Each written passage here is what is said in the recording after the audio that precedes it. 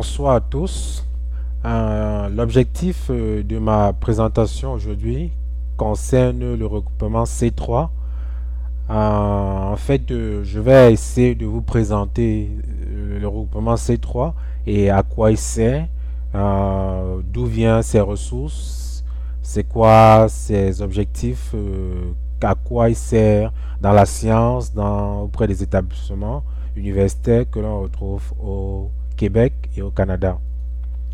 Comme objectif, c'est une brève présentation du C3, une brève présentation de la documentation au niveau du REQ-CHP, une vidéo sur la tendance des serveurs, vous montrer un peu comment un convertisseur analogique numérique réagit, c'est quoi en fait ses principaux ses principaux transactions ou principales parties qui font partie intégrante d'elles, et je finirai par une conclusion. Au niveau du C3, C3 pour Compute Canada Calcul est une organisation à but non lucratif dont les tâches sont diversifiées. Les principaux fournisseurs du C3 sont, on a ACENet, on a le Club MEC, Consortium Laval, Université du Québec, McGill and Eastern Québec. On a le REQ-CHP pour Réseau québécois de calcul de haute performance. On a le HPCVL, on a le SCINEC, on a le SHACNEC et pour finir on a le WestGrade pour Western Canada Research Grade. En fait, ce sont ces principaux organismes qui se chargent de fournir le C3 en ressources et matériel dont elle a besoin. Pour continuer la présentation, je vais commencer par présenter le REQ-CHP. Ensuite, suivra une petite démonstration au niveau du fonctionnement d'un convertisseur analogique numérique. Et je vais clore avec une présentation sur YouTube, sur les serveurs et les tendances qu'on retrouve sur le marché. Donc, pour la présentation du REQ-CHP, REQ-CHP pour Réseau québécois de calcul de haute performance. En fait, c'est l'un des fournisseurs du C3. Bon, en fait, lorsqu'on parle de ce réseau, on pense directement aux serveurs qui peuvent se trouver, à la programmation qu'on y trouve, à la programmation parallèle qu'on trouve, au gestionnaire de tâches, aux logiciels et outils et au matériel. Parlant de serveurs, on a deux types de serveurs. Dans ce laboratoire, on a un serveur de type SGI Altix. Le serveur Altis, en fait, voilà à quoi il ressemble. Et en gros, c'est un serveur qui a 16 processeurs Itanium 2 cadencés à 1.5 GHz avec 2 GB de mémoire vive par processeur.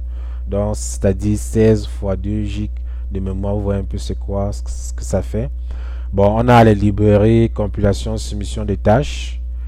Et au niveau du serveur IBM P690, lui, il est situé à Poly. C'est un serveur ayant 16 processeurs Power 4 cadencé à 1.3 GHz. Bon, aussi, on a l'espace on a comment accéder. Et puis, on a le logiciel et tout ce qui vient avec. Bon, en laissant les serveurs, en allant au niveau de la programmation, bon, on a les langages pour lesquels nous sommes familiers avec. Et au niveau de la programmation parallèle maintenant, on a deux types.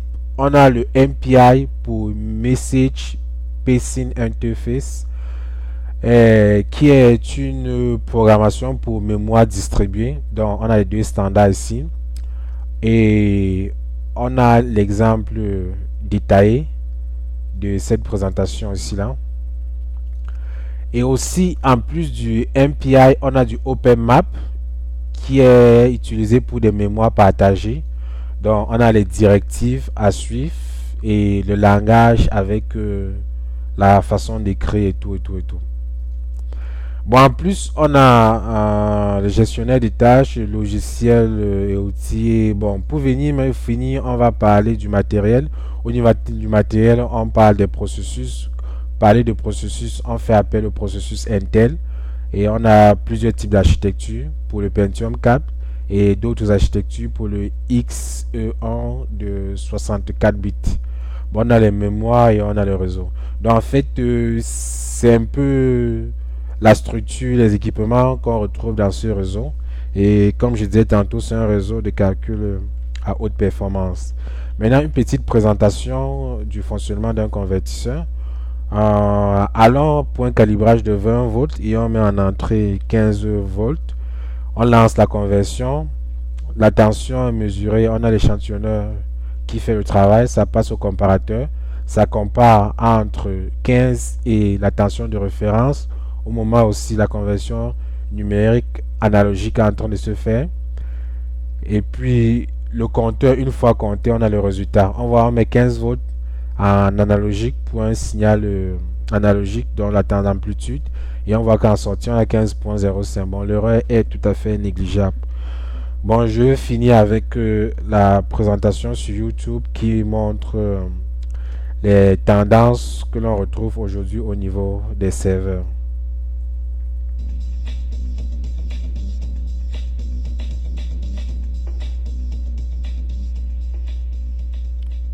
The significant trends in HPC today are many.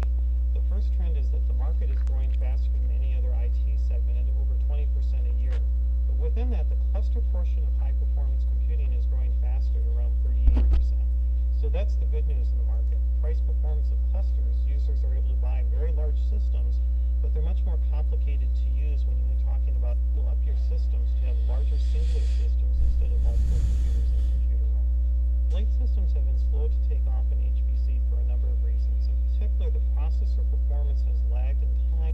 Today that SGI is addressing is the need to scale out systems in larger configurations so that you can manage the system as far as a systems administrator, and from an end user viewpoint, the ability to run very large problems on these systems. Today it's very hard to implement a large scale in computational workloads such as the disk drives. This provides a much stronger price performance. The third thing is SGI is parts and components that aren't necessarily in highly larger size. We expect that the blade-based systems that highly computational workloads don't require. Et ainsi prend fin notre présentation.